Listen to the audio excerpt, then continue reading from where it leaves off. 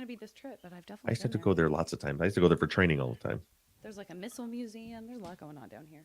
They have the boneyard at Davis Yeah. Mountain, where all the decommissioned jets are all like wrapped. I've never been out Mm-hmm. there. You know how you wrap a boat in the wintertime and they put that white plastic over it? Yeah. They have this giant boneyard of fighter jets that are all wrapped in that white plastic. Nice. They're all decommissioned. Nice. The SR-71 Blackbird is there on display. They say it Those can are be cool. flight ready in like 30 minutes or something. It's pretty crazy. Those are cool.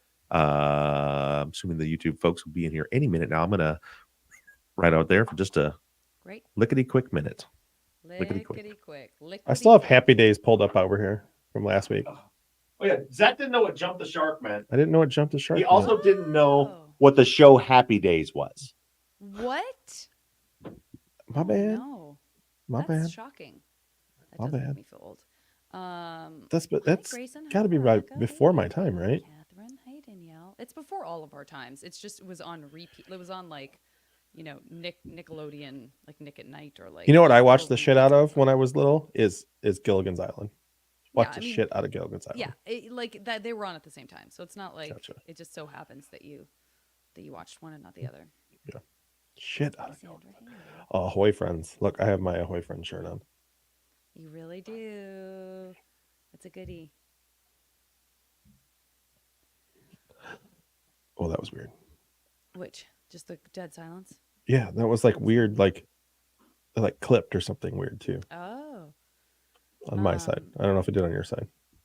I don't think it did on my side, but thank you, Catherine. It's just a bunch of Airbnb lamps just jammed in a little circle. Just jammed in your 30 face. minutes or less. Yeah. All right, I can do that.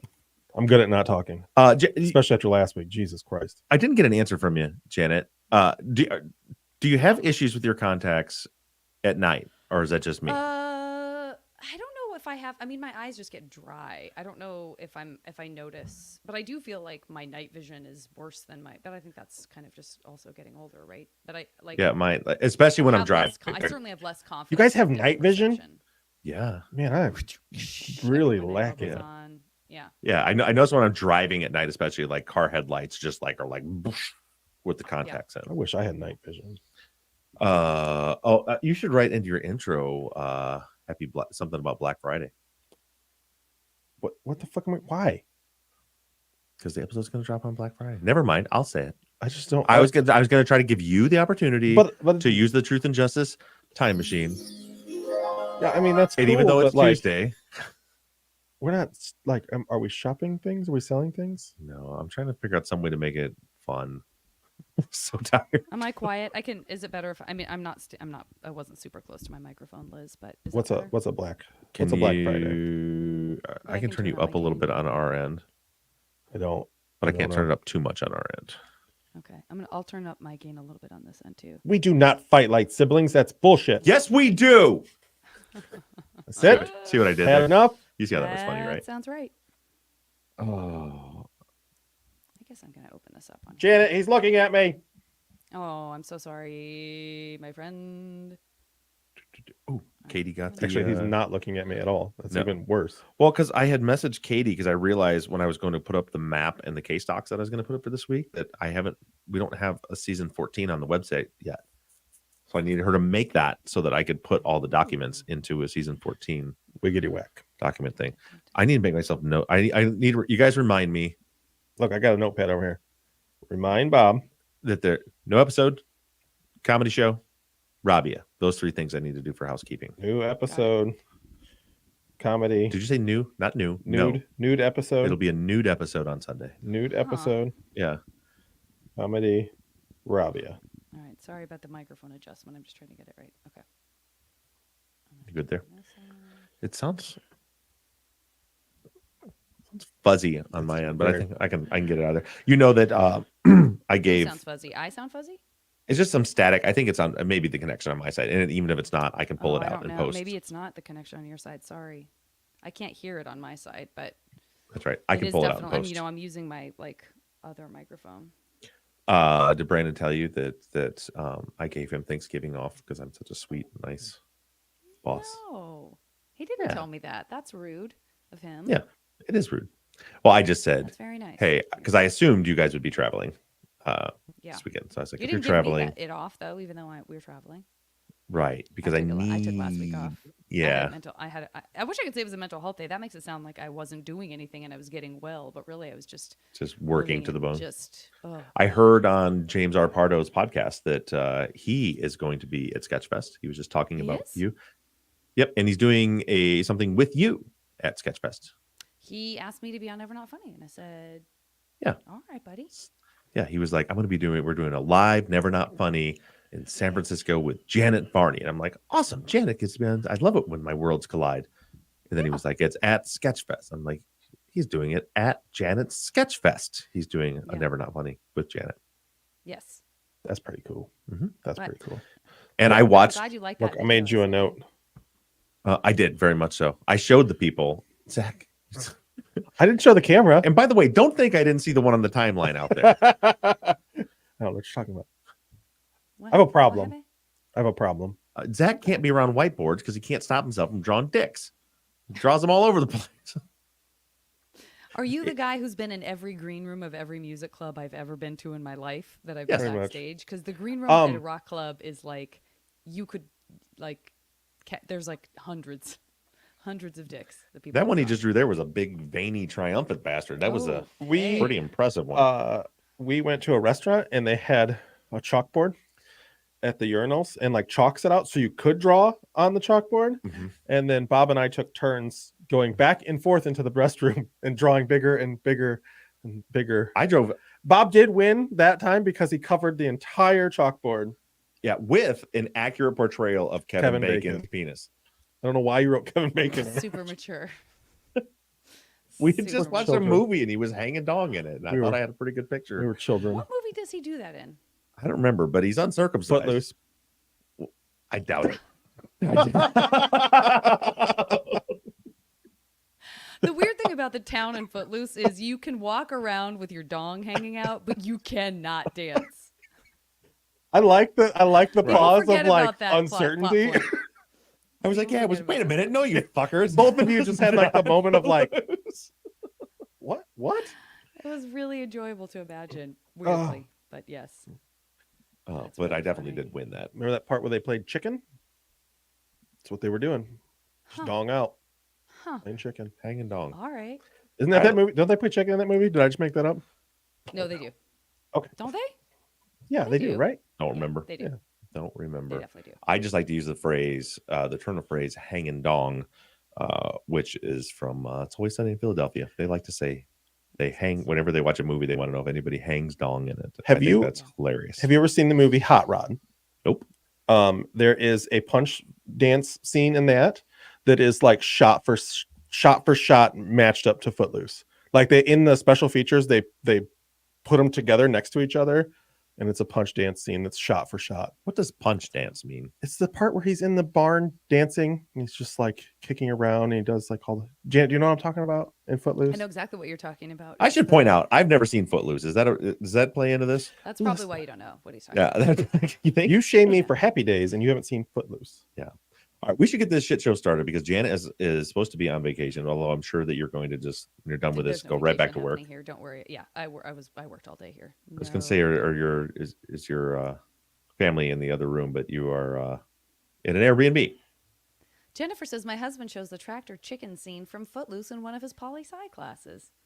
It's very satisfying. Why?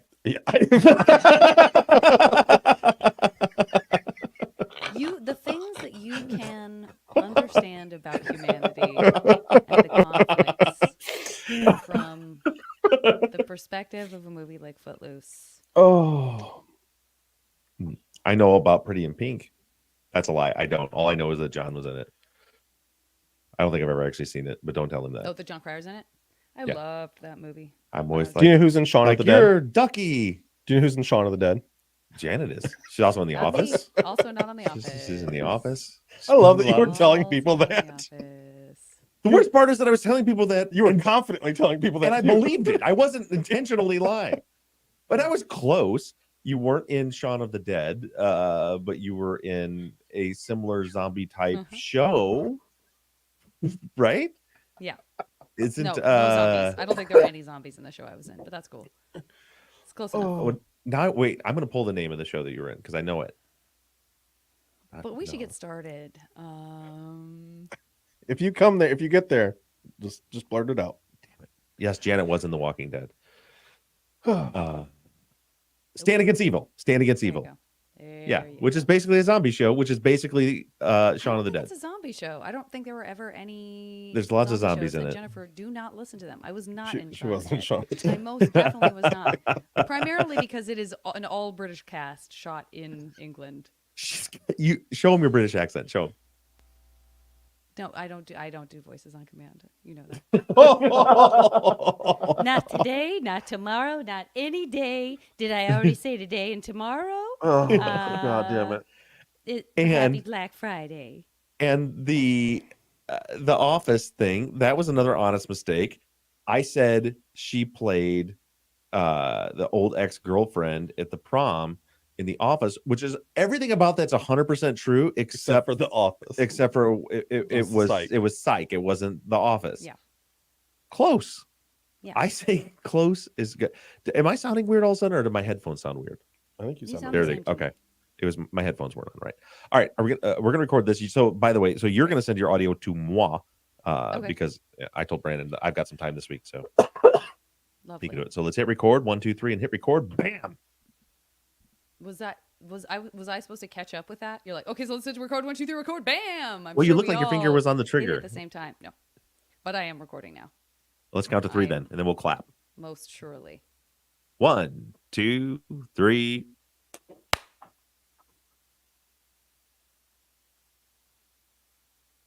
My turn. Ahoy, friends. Thank you for tuning in to Truth and Justice. You are listening to the Friday follow-up for Season 14, The Reply Brief, Part 5. This week, we discussed the timeline from the night of the murder until Adnan's arrest.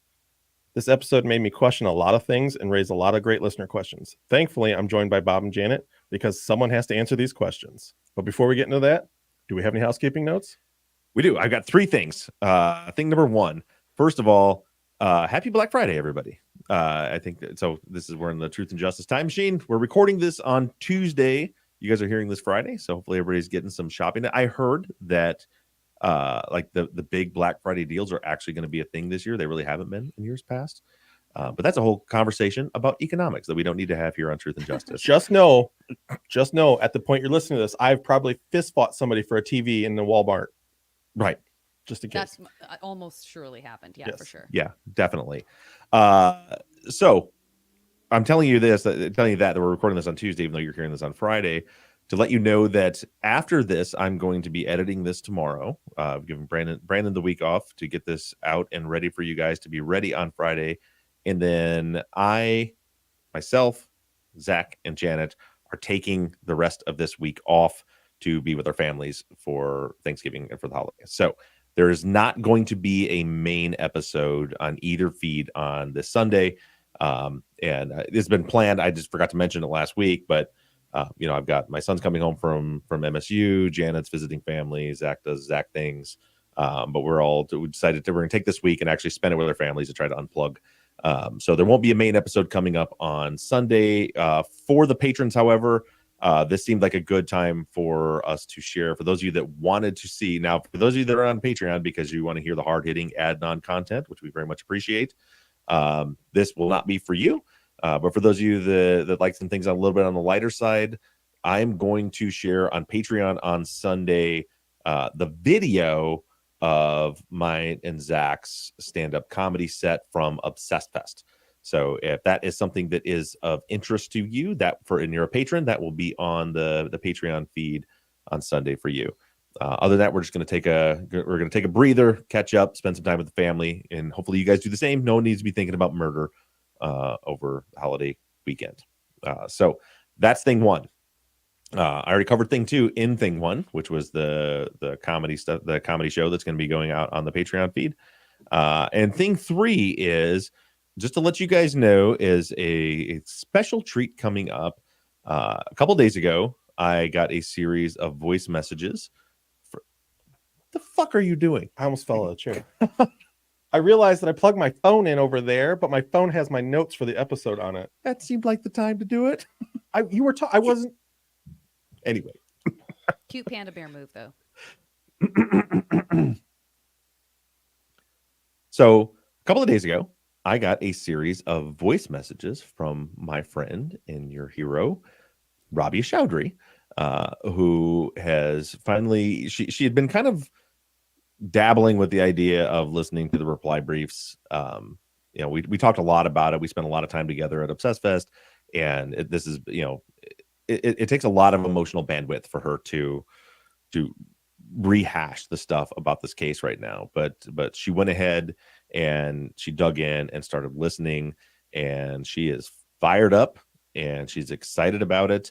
And she wants to do an Instagram live on her feed with me, talking about the reply briefs and the things that we have found and that we have broken down in there. Because if you're listening, especially if you're on the Patreon and you're all the way up to, we're done with part 9 now. We've got through Jay's interviews and stuff that we've, uncovered some things or pointed out some things that haven't been noticed before. So she's pretty excited about that. And also she wants to have our other hero, Colin Miller, join us on that Instagram live. So all of that is going to be coming, that Instagram live. It'll be on Rabia's feed. She said maybe we could find a way to simulcast it on my feed too, but I think I'm just going to let it live on Rabia's Instagram. I think that's fine. I mean, everybody can follow Rabia over there. So that should be coming up. The last email exchange that I heard with the group of us was that we were going to try to do it sometime next week. At one point, I thought we were going to do it on Sunday, and that was going to be our kind of Sunday content. But that Sunday's not going to work out. So we're going to do it possibly next week. Nothing's been set in stone yet, but that is going to be coming up very soon. So I'm very excited about that. I'm excited to hear what Robbie has to say, what Colin has to say about the work that we're doing right now. They're going to weigh in. It was hinted at that very possibly there may be some new information that they know that we don't know that may come out during that Instagram live as well. So when we do it, it's going to be, I fully believe it's going to be a very big event. I'm super excited about it. So we will let you know through our socials and through our episodes when that's coming. So there's your housekeeping. No main episode this week. We're going to be enjoying time with our family. Hopefully you're all able to do the same. Patrons, you got the comedy hour video will be coming out on Sunday, and sometime soon there's going to be an Instagram live with myself, Rabia, and very likely Colin Miller as well. So all that's coming up very soon. And with that, we're going to get into, I first want to, as usual, talk to Zach about his notes. And then we're going to try to get this pretty quick because I would like to get to the point where I'm spending time with my family. So I hoping we don't make this a marathon. And let's go ahead and get right into it. Zach, what did you think about episode? We covered a lot of ground in part 5. Yeah, lots and lots of ground. Actually, I was surprised at how far they went. I didn't think that it would go from the day of the murder or the night of the murder all the way up to Adnan's arrest. I figured it would be like a couple days, like after the murder. I didn't expect us to go all the way up to Adnan's arrest. Mm-hmm. Again, I feel like the prosecutors did a really good job of persuading me into their beliefs. There were several times where I was listening to their podcast and I don't want to say convinced, but definitely persuaded to believe that, there were certain things like Adnan calling Patrick. Now, when it was broke down in your episode and you broke it down for me saying, well, why the hell would he do that? He doesn't know Patrick. It makes a lot of sense. But at the time when they're relaying it to me, it makes sense. They really put a lot on saying that he's calling Patrick because he wants to make sure it's clear to call Jay. Right. Now, I just be clear. This week, you listened to the prosecutor's episode first. Correct. Right. Yeah. So that's good. So yeah, that's an interesting one. I don't know you got more, but that was another kind of the way they presented it. Not only they kind of pushed that theory on that's what he's doing, but then when they talked about that, well, Jay was arrested in the very next day, and they don't really get into the time gap, the fact that Jay's home, he's been home, it's he since the morning, it's late afternoon the next day by the time any of those calls happen.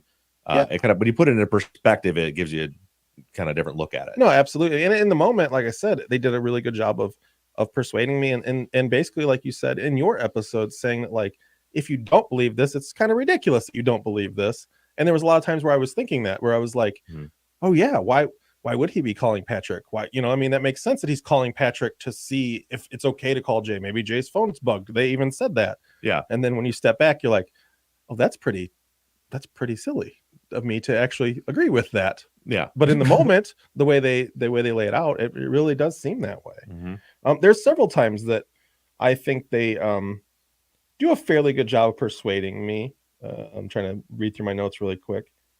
The other things that I thought were strange, I don't know the case, but just from hearsay, they talked about that the defense investigation followed along right with what the prosecution knew, like in the perfect timeline of like whatever the prosecution knew at the time the prosecution knew it, the defense had all that information.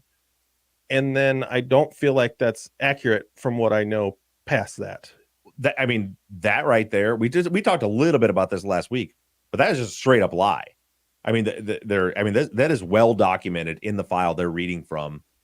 The defense constantly asking the judge to force the state to tell them who the witness is. All they knew was that there was some witness that was a co-conspirator that fingered Adnan for the crime. They didn't even know who it was. So, I mean, it's pretty outrageous that they make that claim in this episode that the defense knew everything the state knew. They absolutely did not. They found out who Jay was. The defense found out that Jay was the co-conspirator in August, not until August. And then they, again, as I mentioned last week, they never got to see his statement to know the details of that until the day he testified at trial. They were given a copy of it till the day. So, I mean, that's just a straight up lie when they said that. Wow.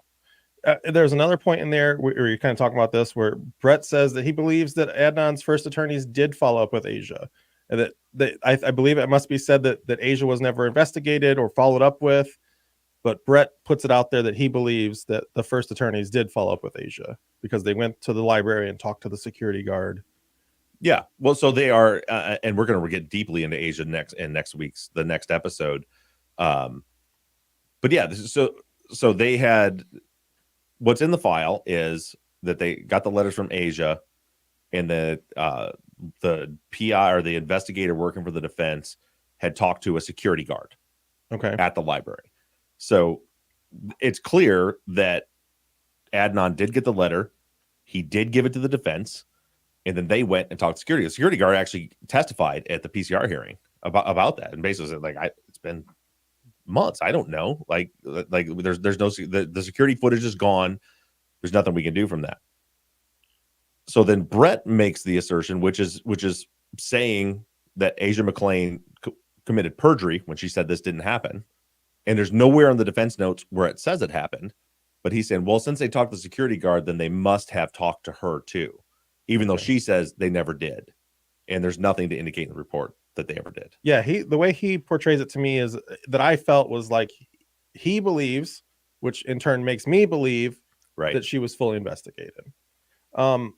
Another point that they come across that I thought you did a good job rebutting was talking about Don, and that Don doesn't appear to be dodging police. That was how they relate it. Mm-hmm. And they kind of moved on pretty quickly, but they said they don't think Don was dodging police. They said he played phone tag and that he answered their questions and he didn't know anything. He had talked to them, he had talked to Hay on the 12th and didn't know anything. Right. And that was, as I pointed out in the episode, there's little things, when I'm doing, as I mentioned in the earlier episodes, I'm looking at their presentation as though I'm doing a statement analysis. And when you do that, you got to cut out, there's a lot of extra words when people speak. I do the same thing. My students point that out to me all the time. Mr. Ruff, you're saying more words than you need to say. Stop talking. But to filter through to fact, we were just talking in the pre-show. We're going on about the Kennedy assassination stuff, right? Okay, take away all people's assumptions, their opinions, all this stuff, and look at where are actual facts stated. One of the facts that they stated regarding that was they said Don and Adcock played phone tag. Mm-hmm. And so they stated that as a fact. And that then gives you the impression as the listener, oh, well, everybody's been saying that Don was unreachable. But as it turns out, he was playing phone. Well, what does phone tag mean? It means he's calling Adcock back and missing him, and Adcock's calling him and he's missing him, and vice versa. but then in actuality, and as I went to the actual record and read the report and read the trial testimony, that's not true at all. There was no phone tag. Adcock had called. He never called back, never got back with him, and he finally was able to call him back and followed up and got a hold of him at 1:30 in the morning. That's what actually happened. Yeah, I mean, like you said, you did a really good job of that, and that was actually something crazy to me, is I didn't think about that. Like you said, I thought they were playing phone tag, but then you think about that, like, he never tried to call Hay. He never tried to, like, when she didn't show up anywhere, he didn't try to call her. When she didn't show up for the date, he didn't try to call her. When he knew she was missing, he never tried to contact her. Right. And they use that same assumption with Adnan the other way. Right. That, like, he never tried to contact her, and and we kind of see that going back in other cases where I think that a lot of people fall onto that, though, where, like, we don't really know what people would do. You look in the last case that we did, the Pinion Pines case. Yeah. And they kind of bring up Javier a bunch about that, where Javier never tried to contact Becky. And Javier did, but they said Robert didn't. Robert did. Yeah. Okay. So that there's just little things like that where I'm like, I don't know which way to believe on that, to be honest. Well, and you hit the nail on the head. The point I was making wasn't, the intent isn't to say we should be looking at Don. The intent is to show the hypocrisy in how they're handling it, right? So if Adnan doesn't call Hay, that makes him look guilty. Mm-hmm. Don doesn't call Hay, perfectly normal. Oh, they only been dating a couple weeks, and so on and so forth. So it's fine.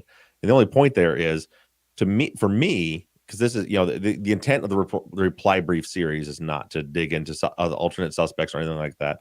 The point is the presentation and how they're trying to, as you said, like, convince you and persuade you of different things.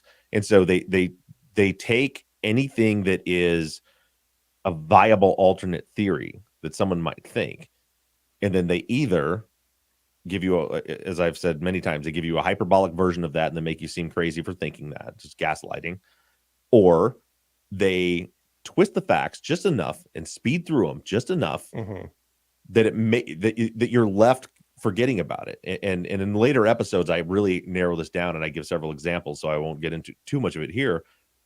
But their process is, throughout the series, their 14 episodes, is like this weird process of elimination. And you don't realize, I didn't even realize it the first time it wasn't until the second time I listened through that I caught on to that's what they're doing. Little things like that. They are taking any place your brain might go other than Adnan is guilty, and they're eliminating it. They're eliminating it through hyperbole. They're eliminating it through gaslighting. They're eliminating it through twisting some facts. And it's just this slow, steady burn of this process of elimination, where by the end, they're able to present this theory that sounds like it's not based in any fact or evidence. And I'm not saying like I'm disagreeing with their facts and evidence. I'm saying they don't base it in fact. They literally don't cite any when they give their final theory, but you're left believing it because you've been made to believe over the series of 14 episodes that any other theory is impossible.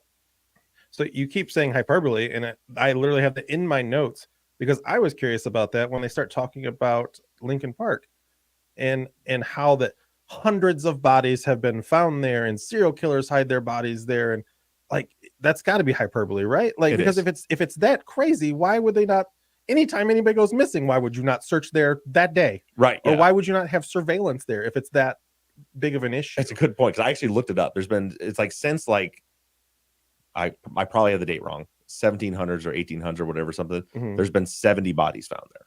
Okay. So that's a lot. That is a lot. But it's not hundreds. But like, why would you not, if it's that known to me, if it's that known of a spot to find bodies, like, why would you not look there first? Right. Speaking of known to you, just to save you some grief. I've got some questions that people are going to laugh at. So, but I'm going to save you here.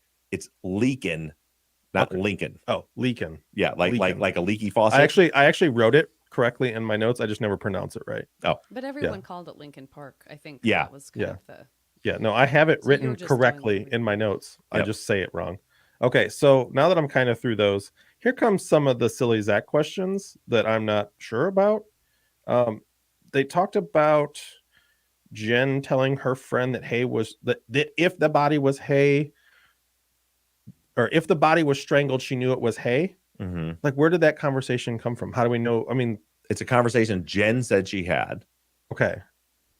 And then the police never tried to track down or interview the person that. But the other person didn't say that. So Jen said that she said this to somebody. Right. Yep. Same thing with Jay with Chris. With Chris. Yeah. Yep. It's the same thing where they said, "Oh, I told this other person." Then they used that as evidence. Well, they told somebody else, but then they gave them the names, they gave them phone numbers, there's no evidence of the police ever talking to them, although they're on the witness list, on the to-do list. So there's indications in the file, which that's getting pretty deep into the weeds that I try to avoid, but there's indication that the police did talk to them, Mm-hmm.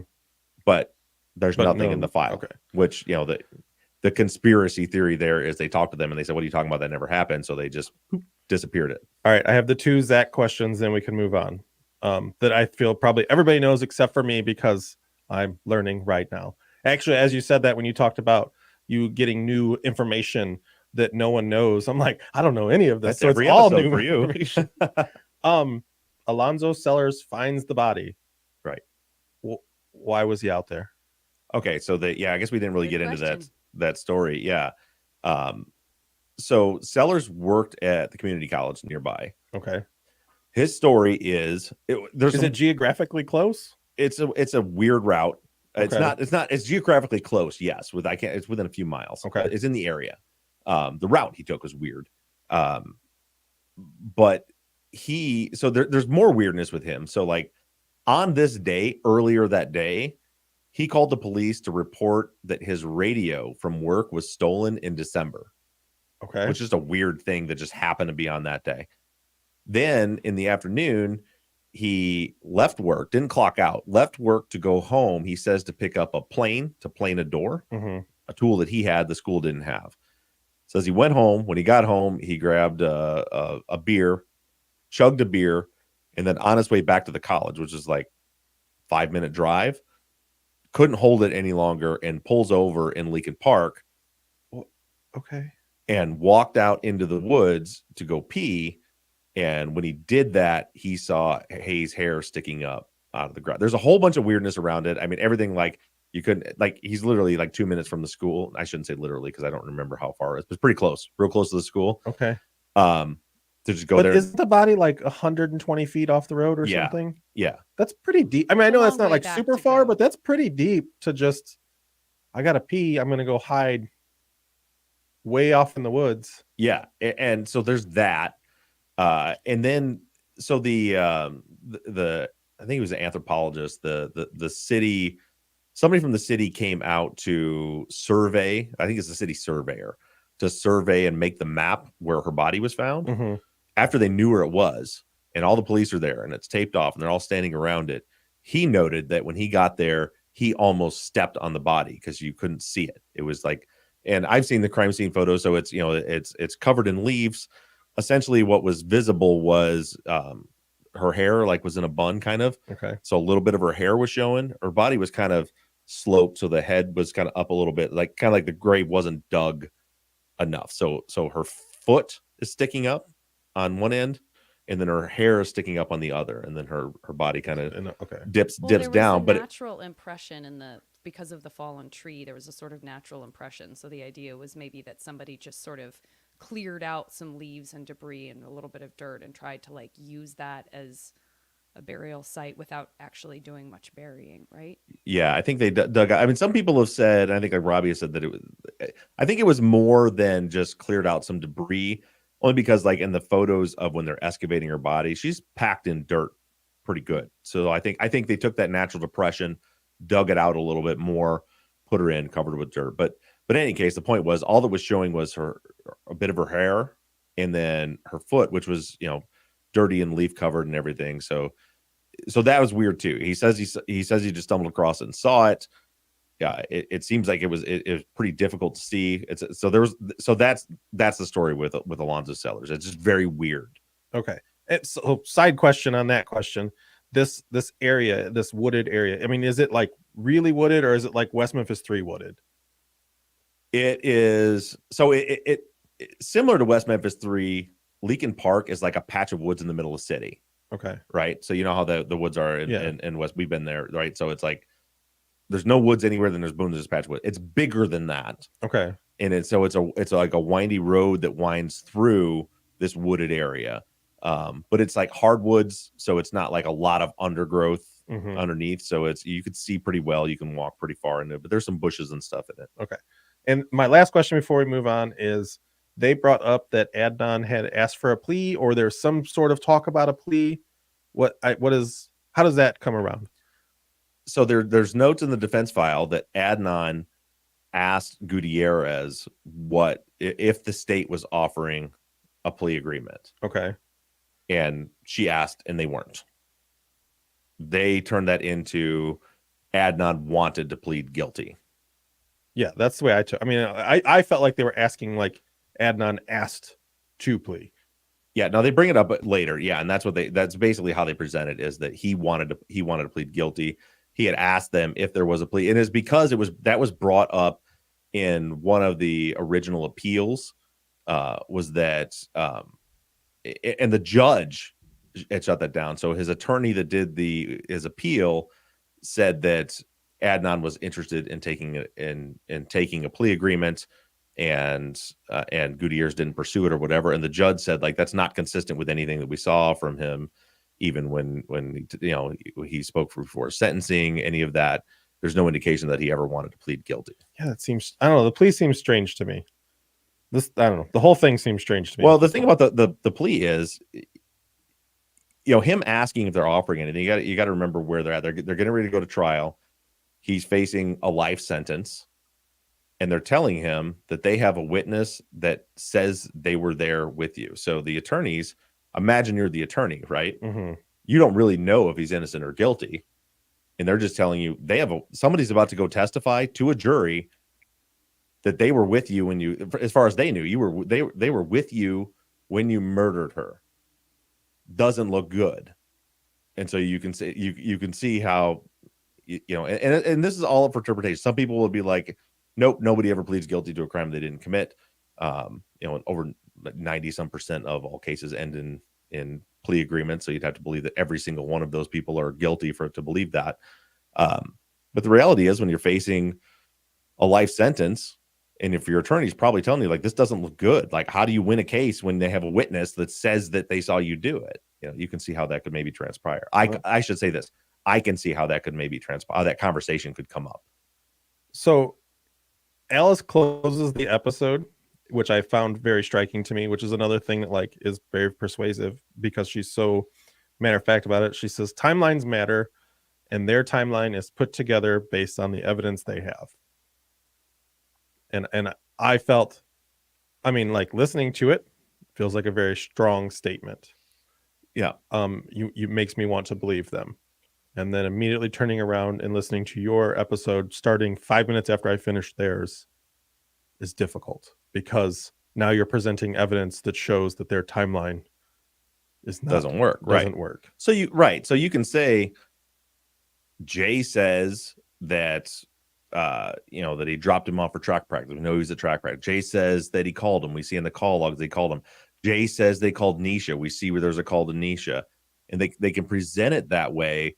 And the quote basic story, which that'll make more sense to you when you get to the end of their episode, it does make it like, yeah, everything lines up. What they're not, so what the patrons heard this week was the statement analysis breakdown of Jay's second interview, and compared to the statement analysis from last week of his first interview. So I think they talk about the second. Is that the one where he says that he killed him at the library? That he killed Hay at the library? Nope, that was Chris. So the guy that Jay said that he talked to, the police never talked to him. Sarah Koenig talked to him 15 years later, and he said at some point Jay had told him that Adnan had killed Hay at the library at the school. Okay. And that the trunk pop happened at a pool hall. Yeah, because Brett in this episode does discuss that, and does seem to be like, that makes a little more sense to the story. Right, because he's trying to hedge against Asia. Okay. Just in case you believe Asia, that's fine, because this other guy said that he killed him he killed her at the library. I just have such a hard time with this whole. I'm still waiting for something. Something's got to come together for me to show me how guilty he is, because it's like everybody that says he's guilty says he's guilty because Jay says he's guilty. And then they say, but Jay lies, so not everything Jay says is right. but we still believe Adnan is guilty. That's that weird circular logic I talk about. Yeah, it's so confusing. And so when you hear that basic story, it lines up just fine. And there's a reason why, like you said, you were surprised that in one episode they went from the night Adnan was arrested, or from the night Hay went missing, all the way up to the day he was arrested in one episode. Yeah, well, there's a reason for that, because they don't want to focus on because if you look at details, you realize that timeline is bullshit. mm-hmm. Right? Like we've done the episode on the Nisha Gall. The Nisha Gall is impossible. It's absolutely impossible if you look at the actual details of it. So we skip by it. We just real quick talk about the things that fit, the things that make sense, and we move on. As I started to say, like with Jay's second interview, you see, like, yeah, his story lines up with the cell phone records, but it's clearly obvious. It's even admitted in the record that the police were confronting him with the cell record. He didn't give a story. Now, if Jay had come in and said, this is what happened, blah, blah, blah, blah, blah, and then they got the cell phone records and they're like, yep, that fits. That's something very different. What happened here is Jay came in, they had cell records. He gave a story that he tried to fit with them that didn't fit, was all over the place. Mm-hmm. Then they present Jay with the cell phone records, and he tells a completely different story that now lines up with the cell phone records. But there's a tell in there, and the tell is there's a few of them, a lot of them actually. But the biggest one is they and the map that's in the case file that they were presenting to Jay Mm-hmm. had a cell tower mislabeled in the wrong place, and it showed that he was in a place that covered Christy Vincent's house. So his story changes now. Oh yeah, I went to Christy Vincent's house. But now we know that cell phone tower was in the wrong place. So like you track the error, you source the error. Mm-hmm. And Brett and Alice both seem to portray that they did not have the cell phone data at that point when they were talking to Jay. Right. That's 100% what they put forth in the episode. Yeah, and I don't remember the order of the episodes, but if you got into one where like we go, in this episode, in episode 5 is where I point out. Yeah, no, this is where you come in hot and heavy on this one. Yeah, because they literally say when reading the record on February 22nd, they received the cell site locations. Mm-hmm. As the episodes go on, they're going to tell you this couldn't have been fed by the police because they didn't have the cell site locations. When they themselves have already said they had the cell site locations. Mm-hmm. It's just another one of those like just little bitty twist, and now it makes sense. All right, I think that's all I got. All right, those are all very good questions, and I think you're doing pretty darn well for somebody who doesn't know anything about the case ahead of time. I'm trying. And we are joined this week by Janet Varney, all the way from Tucson, Arizona. Before her speak up a little bit, Janet, do you want to share any thoughts before we get any questions? It's certainly off topic from the reply brief in question, but you brought up sellers, so I mean that's something that I see a lot of people in the comments live right now talking about, and it's something that just keeps kind of coming up as this sort of weird anomaly that no one knows what to do with. Do you have any thoughts about what is going on there with sellers? Mm-hmm. I don't have enough information, and I've said this since 2015 when I covered this case, right? So, I mean, it's weird. The story doesn't seem to add up to me. There's the fact that, which we cover later, the fact that he failed his first polygraph test, and then he passed a second one where the questions were asked a little differently. And we learned from the Adnan's conviction being vacated that there seems to be more to sellers. Exactly. He's not named, but it seems that they say that one of the suspects had a relative that lived where Hayes' car was left, and I believe it's Sellers' brother's wife lived right there in those row homes. They said that one of them had means, motive, and opportunity. There had been a threat made supposedly by one of the suspects to Hayes. So I don't know. That's why I said it's hard to dig into alternate suspects without much information. All I know about Sellers is strange, and it's something that I have a pin in that I don't fully understand yet. And in discovery, the only information that's in there is kind of what we hear either in serial or in undisclosed, which even in undisclosed, it's not much, right? I mean, it really right. is like we don't really know about any investigation that was done other than that we hear about the polygraph tests. Like that's kind of from my Right. memory it. I didn't even And know about the thing where he calls the police and says his radio was stolen. That feels like new information to me, but maybe it was somewhere. yeah, and then there is, there was some. I mean, that's part of why the conviction was overturned, was because of Brady information. Because, and I don't remember if it was about Sellers or the two. The internet has kind of figured out that the two suspects mentioned in the conviction vacated, appear to be Bilal and Sellers.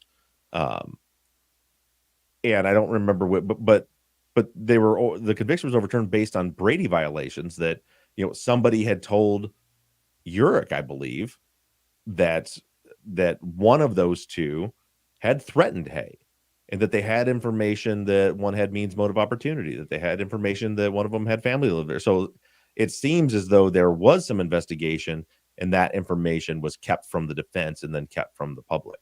So Nick in the comments said that Sellers parked on the opposite side of the road and then walked into the woods. Like he walked into the opposite, had across the road into the woods. Super weird. He did, and some other people have pointed that out. I don't think it's super weird because, he's driving this way, Uh-huh. and then he pulls over on the side of the road to the right, and then he went and peed on the left side of the road. But when you park on the right side of the road and you open the driver's door, you're opening to that side, but you still got to cross. It seems right. So it's either walk straight across the street or walk around your vehicle to get to the side you're on. So I just don't think it's that weird. okay. I find it don't. weird. I find it weird, but I also that's my thinking. Yeah, and part of I that, know that can't. and part of that may be that I've been there. Okay. And it made more sense to me because it's a 2-lane quiet road with no traffic in the middle of the woods. So like crossing the street, it's not like, crossing a highway. It's literally like you pull into this quiet road and did just that pull feel over. like a natural place to stop? It did feel like a natural place to stop to bury the body. Because one of the things that I wanted to do is I have kind of a pet theory about where the murder actually happened. And so I want to see, okay, if I'm driving from there, why would I choose this place to stop? And coming from that direction, it actually does, because you're driving through, there's some houses, there's nowhere to pull over. And then all of a sudden you come around this turn and boom, it's literally coming from that direction, the first spot, not where Sellers pulled over on the side of the road to pee, but where the opposite side where the body was buried.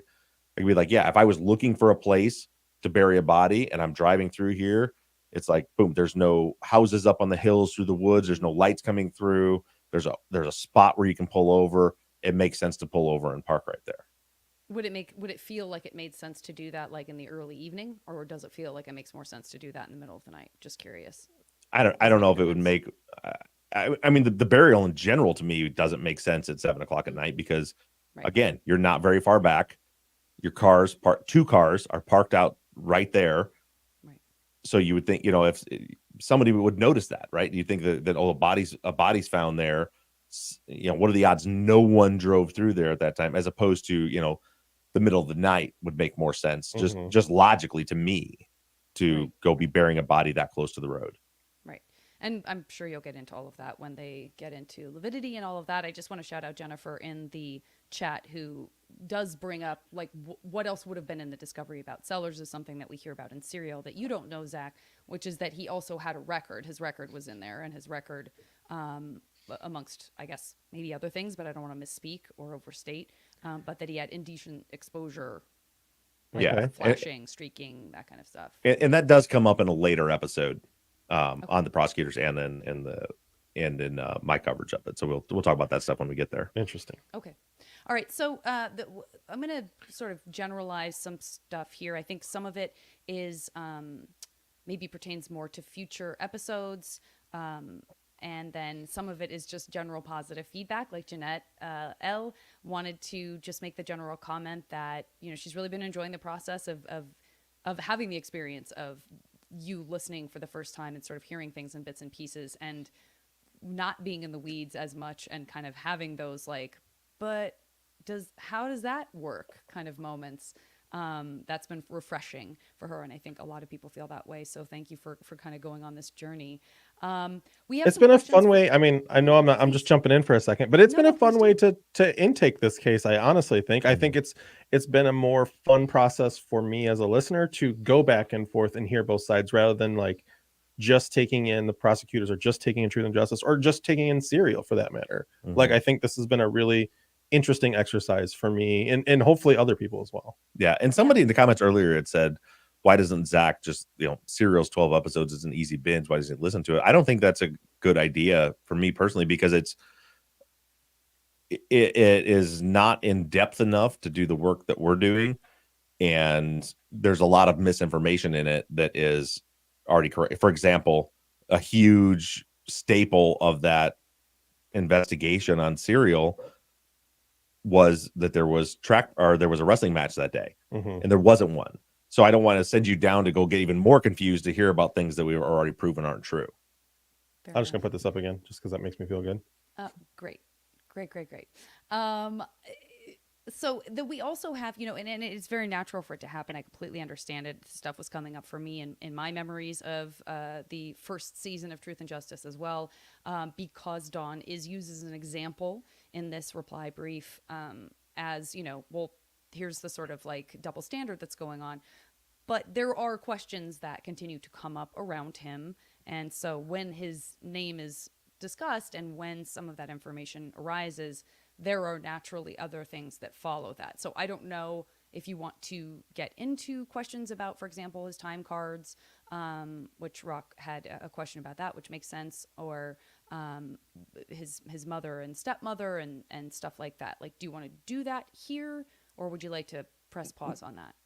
Let's press pause on it, because we will get into that. In Brett and Alice's one of their final episodes, they go in depth into Dawn, essentially to, again, eliminate him for you. And when they do that, I'm going to just correct the facts that they're getting wrong about it. But we'll cover that when we get to it. Okay.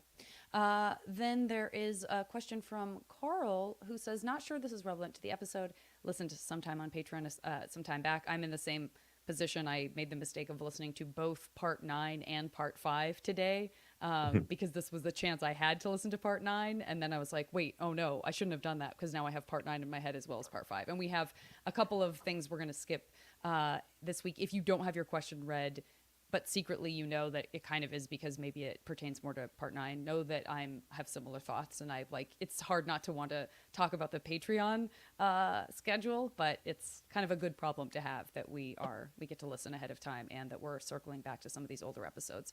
But with all that being said, Carl says, when it comes to talk about the closeness of Adnan and Jay's friendship, do we ever get an idea of what other potentially close friends, especially male friends, that Adnan may have had, and do they fit into this case at all? I know about Stephanie, but anyone else? Yeah, I mean, he's very close with Yasser. He's very close with Saad Chowdhury. That's Rabia's connection to the case. Some people think that they're like family, or that Rabia is older than Adnan and Hay and all these people. Her younger brother Saad was one of Adnan's best friends. And as far as their, the closeness of their friendship, as I said, like, it doesn't really matter. I just find it odd that they spend so much time trying to work that angle. But the truth is, so if you go back and listen to my season 1, like, I even interviewed Laura, who was one person who was very good friends with Jay, Adnan, and Hay, and Jen. Like, she's like this glue that holds everybody together. And she said they weren't friends. Like, Jay and Adnan weren't close. Said it. Literally, said it. Jay said it, Jen said it, Laura said Stephanie said it. Yeah, Stephanie, Saad everybody. said it. Like, everyone said it. Yeah. Yeah. So, But then I question. I mean, so I get it, and this is me as a listener. Like, if they're not close, why is he loaning him his car all the time? Well, that question comes up a lot, and that's one of those. That's one of the arguments that gets thrown back up. It's like, well, yeah, but if they're not close, then why would he give him his car and his phone? Mm-hmm. And that all comes down to, and that's kind of, to me, that's why I think Brett and Alice keep pushing that angle. They want them to be closer, so they can prove, well, that's a good reason why he would ask him to bury the body to begin with, and why he would give him the car and the phone. But there was actually a thread about this on Facebook a few weeks ago where people were discussing it. And it's one of those, we got to be very careful to not assign what we would do in a situation to other people. So like in that thread, somebody made that exact point. They're like, I would never give my car and phone, especially, phones by the minute, they cost so much back then, blah, blah, blah, to somebody that wasn't a very close friend of mine. And then my response was, yeah, but you wouldn't. That doesn't mean nobody else would. And then like other people were like, I used to do that all the time. I would just leave my keys in my car, and people, I used to lend my car out all the time to people. I didn't have a cell phone in high school, but Well, I definitely lended my car out, but I just think about like they were definitely friends. I don't necessarily mean like they were close friends, but I wouldn't say somebody that I wasn't close to at all. yeah, well, and what they have both described is that they were like acquaintances. They were kind of friends. They just weren't real close. And you can see from the call log, which they use the call log to show, look how many times they talk. They're definitely best friends. And then like I look at him like, so like my best friend I talk to every day. Yeah. In high school. Right. The fact that he calls him and then he talks to him again 6 days later doesn't mean best friends to me. And again, I don't think it matters. Yeah. It really doesn't matter. The only reason I brought it up like on the reply briefs is it's just odd to me that they're so focused on it. And then the logic they use to get there too is flawed in my opinion. But it all comes down to like, why would he lend the car? Why would he lend the phone? First of all, Adnan has never said he lent Jay the phone. What Adnan says is that he just had his phone in his glove box and that Jay just got it out of there. Jay says he told him he could use his phone to call him. And then we see, as it was pointed out in this one, that there are, we know, according to Jay and Adnan, that Adnan got his pot from Jay. And so that was a reason for them to connect. Now, listen, this is my own stuff here, but I didn't want to get in the car with my weed hookup, let alone let my weed hookup borrow my car. Well, I mean, if I had one. Well, Jay seems to be like an intermediary. So it seems like Patrick is the actual air quotes dealer. So it seems from what they say, Patrick is who Jay gets the weed from. And then Adnan gets it from Jay. So, I was a square in school and never did any of that stuff. But, maybe that's the safeness there is, well, my buddy's going to get it from the dealer. Then I'm going to get it from my buddy. And that's when they connect and they hang out. I don't know. It's one of those things where like you can talk it in circles to death and you can argue forever. As much as I can say, well, yeah, but I would lend my car to anyone and I didn't care. Someone else can say, I would never lend my car to any, you know what I mean? So it makes sense. Yeah. It's one of those things that I talk about when you're doing like statement analysis, like to filter through all of that and get to facts, because that's not something you can ever prove either way. Right. You guys are frozen for me. Everyone's frozen for me. But if you can see me, or more importantly, hear me, then I'm not going to panic. We can hear you. I can hear you. Yeah. Okay. Oh, there you go. God, StreamYard, I think, was trying to reload this whole time. And now I can't see myself. But anyway. Okay, so it's already about 7 o'clock. So I might just truncate a little bit more. We have some more Dawn questions. I want to shout out Lynn and Larry. Let's make sure we get that Byron one. Just a sec. At the end. At the end. Oh, yeah, at the end. Great. Okay. Colin says, other than Alonzo Sellers, was anyone else asked to take a polygraph? And what does that tell us about the police's attitude to solving this case? I don't remember. I wish I had the answer to that. I'm trying to think I don't think anyone else took one. I know Adnan didn't take one. I know Jay never took one. Yeah.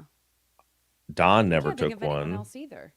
No, I don't know if they asked anybody to, or if it was only Sellers. I really don't know that. I would love to give you a solid answer on that. I'll have to look it up, but I don't. I have to say I don't remember. I know no one else took one, or at least my memory is telling me no one else took one. I don't know if they wanted anybody else to take one. Yeah. Okay. Amber and Tara, I just want to kind of combine their comments and questions, but sort of a general comment about like this place where the reply briefs are living is great to listen to. Is there sort of going to be a list version in a sense of, like statement, fact. I hope that's okay, ladies, that I'm kind of summing it up that way. But sort of a place where if someone's not listening to them, but someone just wants to like shoot over a list that's like, well, here are all the discrepancies, like here are all the misrepresentations, episode by episode, or what have you. Is that something? I mean, you've got a lot I going on, so but yeah, I'm not going to do that. I right, because I don't have that's time. what But the internet's for. yeah, but if a listener wants to do that, I would love to have that something like that when we have Bob Mata on when we're done, to be able to accurately say, here's all the things that I have problems with, something that I could send to him beforehand so we can discuss it. So if somebody wants to do that, that'd be great. I certainly do not have time to go back and re-listen to all of the episodes to do that. I just don't have the time. Yeah, sure. No, that's totally. I feel like that'll happen. We got a good team of folks who will be good at kind of grabbing that information and putting it out there in that way. That is pretty much it. But you mentioned Bob Mata, and I just was going to say that this is another conversation for another time, but I'm so curious about like the pretrial kind of motion stuff, because that's really been in my head lately, and just hearing him talk about his experiences and how that's the place and time where stuff comes out that the jury never hears. And so in his words, I think he said like, that's where the really juicy stuff gets discussed. Right. And I'm just so curious about like when we hear about, for example, the defense not knowing who Jay is, and we've heard about it, I think, in terms of stipulations, like, when people don't know much about lividity and they stipulate to something that's not accurate. But I don't know a bunch around the sort of pre-trial stuff in this case. Do you know much about that? A little bit. I mean, the one thing I've tracked is the defense trying to figure out who Jay was and then what he had to do with any of this once they knew who he was. And somebody on Facebook the other day had asked about that. They're like, well, why, how did that happen? Was the defense not asking for it? And how did the state get away? Somebody asked, was it Brady? It's not Brady because this was pretrial. Essentially, the state was making the argument that they were afraid for their witnesses' safety, and they kept making so every time Gutierrez would file a motion to compel them to give them the witness statement, they would respond with it would put him in danger, so they can't tell him. And that was the argument the state kept making back and forth. That's the only thing that pre-trial that I've really spent much time focusing on, because it was just a huge hole for the defense. Like I said, even if you're somebody who thinks Adnan's guilty, there's no question about the fact that even if he was guilty, he didn't tell his defense who Jay was. So the defense were just like, we have, like, you can imagine that conversation. Like, okay, they're saying, okay, now we know it was Jay Wilds. And you heard Jay or Adnan talk about kind of that moment on Serial where he was like, Jay? What's Jay have to do with it? That's, whether he's acting or what, it all depends on your perspective. But it was like, so that's what the defense had, was they have a witness that says they witnessed you doing this, because they didn't know that it was just the burial that he was a part of. They just knew that he was a witness and he was a co-conspirator, right? Yeah. They have a witness saying that he was a co-conspirator in murdering her. Why is he saying that? And he's like, I have no idea. I don't know who that is. I mean, that's very difficult to defend against. Yeah, absolutely. Well, that is essentially it. This is unrelated, but Byron made a great note in the follow-up on Facebook saying, just to circle back to K. Alana Turner, just a heads up that the Vanish Pod dropped an episode on her today. So if that is one of the many cases that haunts you as it haunts me and many of us, there's an opportunity. We actually met one of K. Alana's friends down at Obsessed Fest. Yeah, one of her friends came up to us and gave me a hug and thanked us for covering her case and said that she's friends with Kaylana. So, so go check out the Vanish podcast. They have a great podcast anyway, and they're covering that case. So hopefully we get a little more information from there. I also want to point out too, super chat just came in from Tiffany Webb, who said that she can do the notes. She says it's what she does for work. Nice. So Tiffany, you just got yourself elected, and thank you so much for doing that. That'll be great. It would be awesome to have that. And again, hopefully all of you when you guys are hearing this, is right smack in the dab of what for me from school is a 5-day weekend, which for me means that's 5 days for me to catch up on some work and then try to unplug and spend some time with the family. Hopefully that you guys are doing the same. So don't forget, there's not a main episode coming on Sunday. For the patrons, you'll get the comedy hour if that's something you're interested in. I'm going to listen. Do not watch that video thinking you're going to hear anything important. It's stand-up comedy. a bunch of nonsense. It's just having some fun. So if that's something you're interested in and you're on Patreon, that'll be there. And the next week we'll be coming out with episode 10 on Patreon, episode 6 on the main feed, our part 6 where we're talking about and part 6 is the Asia McClain aspect of it. Really spend a good amount of time covering her. And I think, and also keep in mind, I'm going to put up another post. So we don't have a main episode, but we do have a follow-up next week. So I will be putting up a post on Sunday or Monday for any follow-up questions. So think about any questions you have about the case up till now, or any other questions. A lot of times we do these follow-ups when we didn't have a main episode. We can kind of talk about anything you want. So any burning questions you have, just make sure be thinking about follow-up questions for us, so we got something to talk about next week. And with that being said, I hope you all yesterday had a great Thanksgiving. If you celebrate that, hopefully you're enjoying time with family. If that's something you're able to do, I know Zach and Janet, you guys will be doing that. I'm going to do the same, and can't wait to talk to you guys again next week. Hopefully we'll all be a little bit refreshed and have caught our breath by then. Smack in the dab of a 5-day weekend. Schaefer, is that what I said? I want to shout you out because I've been sitting waiting to make fun of that for the last 2 minutes since he said it. But he was right smack in the dab of talking, so I couldn't say anything until he surely I didn't say smack in the dab of. Bye, everybody. We love you. Thanks, everybody. Bye, guys. All right, we can stop on our audio. All right, I want to show you guys 2 comments that I caught a long time ago that I love, both from Schaefer, by the way. Here comes comment number 1. Bob and Zach said reply briefs correctly on take 1. Okay, and then this is comment number 2, directly following that. That's a Kevin Bacon. That's so good. Schaefer was killing it today. Schaefer. We have a super chat here from Grayson. Happy Thanksgiving to Zach, Bob, and Janet. To everyone listening, hope you all have a great Thanksgiving. You guys are awesome. Thanks, Grayson, so much. We appreciate you so much. Thank you, Grayson. Buddy.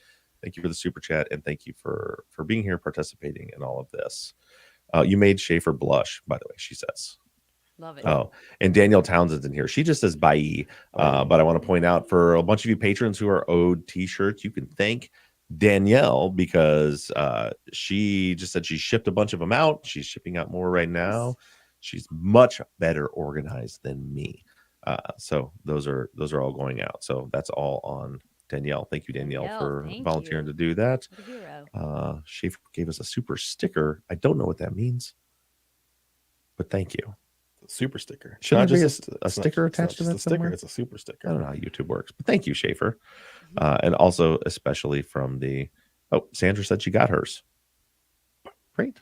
So it's working. Whatever you're doing at the post office, Danielle, it's working. Nick says I'm supposed to do a deep dive on Alonzo Sellers.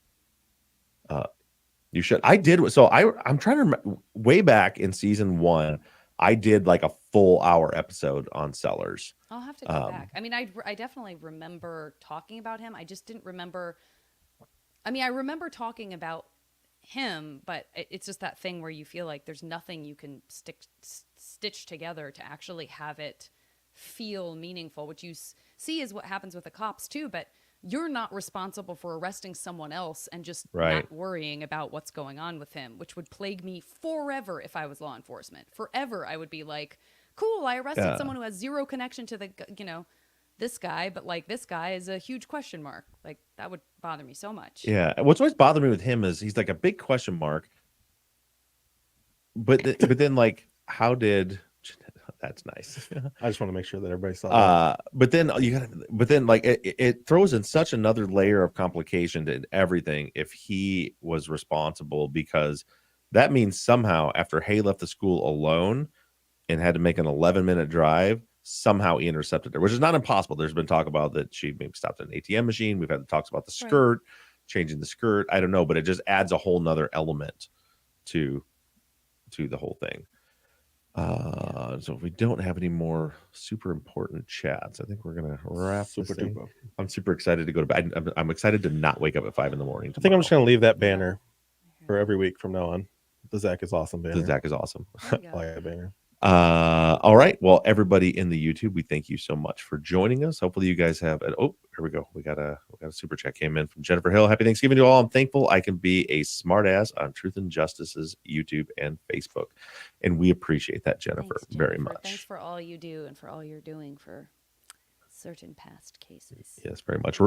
Rena had said that you have great volunteers in this group. Good job, everyone. And I want to point out that Rena, everybody can do something if they want to. Rena's job is to go on the Facebook page, the group, every week and put up a post, remind people when the YouTube live starts. She's really good at it too. Yeah, she's very good about People it. Usually it always helps ask. me People remember. always ask. Yeah. And tell Jim we said hello too. I don't know if Jim's here. All right. We'll be sharing how to prove Adnan's innocent in 30 minutes. Yes, I have that and the Ed H one, but those will come. We'll be using those as bonus content later. The Adnan is innocent one, I definitely want to wait till I'm done with the reply brief because it's kind of a nice sum up of that whole thing when it's done. And we'll drop in the Ed one at some point, probably or whenever, me juggling all this stuff right now. There may come a week where, and especially the Patreon is so far ahead of the main feed.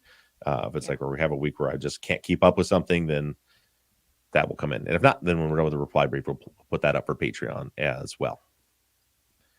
All right. And with that, now we're going to end this stream. Thank you, YouTube people. We love you. Have a great holiday. And we will we'll talk to you guys next week.